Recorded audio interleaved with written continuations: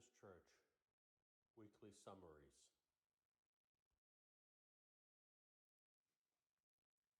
Bible Baptist Church, the Bible series, Salvation. Bible School on the Lord's Day, Sunday, Colossians 1:29 to 2, verse 2. To this end I also labor, striving according to his working, which works in me mightily. For I want you to know what a great conflict I have for you and those in Laodicea, and for as many as have not seen my face in the flesh, that their hearts may be encouraged, being knit together in love, and attain to all riches of the full assurance of understanding, to the knowledge of the mystery of God, both of the Father and of Christ. Believers will accomplish their work only through God's power. These are power words in this text: labor, strong, working, worketh, and mightily. Any spiritual danger that would affect Colossae might affect the other churches around Colossae. The Colossians needed correction. The Colossian error was in the area of Christology. Morning worship on the Lord's Day, Sunday, Romans 8:5-10. For those who live according to the flesh set their minds on the things of the flesh, but those who live according to the Spirit, the things of the Spirit. For to be carnally minded is death, but to be spiritually minded is life and peace.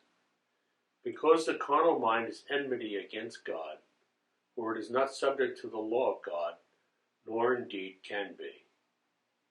So then, those who are in the flesh cannot please God. But you are not in the flesh, but in the Spirit, if indeed the Spirit of God dwells in you. Now if anyone does not have the Spirit of Christ, he is not his. And if Christ is in you, the body is dead because of sin, but the Spirit is life because of righteousness. Two groups of people are noted here: those according to flesh, or the unsaved, and those according to Spirit, or saved. Each of the two groups follow the thinking of that group. Those according to the flesh follow the world, and those according to the Spirit follow the living God. The mind of the flesh is death, and the mind of the Spirit is life and peace. The fleshly mind is against the living God and cannot please him. The spiritual mind produces a spiritual life. Why? Christ in you, the hope of glory. Colossians 1:27. Evening worship on the Lord's Day, Sunday. Ecclesiastes 9:5-10. For the living know that they will die, but the dead know nothing, and they have no more reward, for the memory of them is forgotten. Also their love, their hatred, and their envy have now perished. Nevermore will they have a share in anything done under the sun. Go eat your bread with joy, and drink your wine with a merry heart, for God has already accepted your works. Let your garments always be white, and let your head lack no oil. Live joyfully with the wife whom you love all the days of your vain life, which he has given you under the sun. All your days of vanity, for that is your portion in life, and in the labor which you perform under the sun. Whatever your hand finds to do, do it with your might, for there is no work or device or knowledge or wisdom in the grave where you are going. At death, a person's passing is permanent. When life is gone, the world is gone. While we have life, we must have a joyous heart, with friends and with the living God. What is very rare is to find a joyous believer. All the days of our earthly vanity is brief, insecure, fleeting, and troublesome. To all true believers, a better portion is coming. So let my might be given to every prayer with an exercise of perseverance.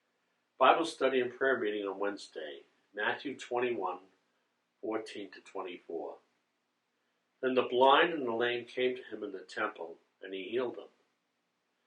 But when the chief priests and scribes saw the wonderful things that he did, and the children crying out in the temple and saying, Hosanna to the Son of David, they were indignant, and said to him, Do you hear what these are saying? And Jesus said to them, Yes, have you never read, out of the mouths of babes and nursing infants you have perfected praise? Then he left them and went out of the city to Bethany, and he lodged there. Now in the morning as he returned to the city, he was hungry. And seeing a fig tree by the road, he came to it and found nothing on it but leaves, and said to it, Let no fruit grow on you ever again. Immediately the fig tree withered away. And when the disciples saw it, they marveled, saying, How did the fig tree wither away so soon? So Jesus answered and said to them, Assuredly I say to you, if you have faith and do not doubt, you will not only do what was done to the fig tree, but also if you say to this mountain, Be removed and be cast into the sea, it will be done. And whatever things you ask in prayer believing, you will receive. Now when he came into the temple, the chief priests and the elders of the people confronted him as he was teaching, and said, By what authority are you doing these things? And who gave you this authority? But Jesus answered and said to them, I also will ask you one thing, which if you tell me, likewise will I tell you by what authority I do these things. Jesus' healing ministry, the sick, blind, and lame. Jesus' antagonists, the chief priests, scribes, and elders. They were woke, angry at what was going on, not happy with Jesus' wonderful works, not happy with the hosannas he received. They wondered who gave Jesus his authority. Jesus answers with a question they could not answer. Jesus curses the fig tree where he found no fruit. First, there was no fruit with the Jews. Secondly, this is the state with many professing Christians today. True believers must have faith in the living God and not doubt.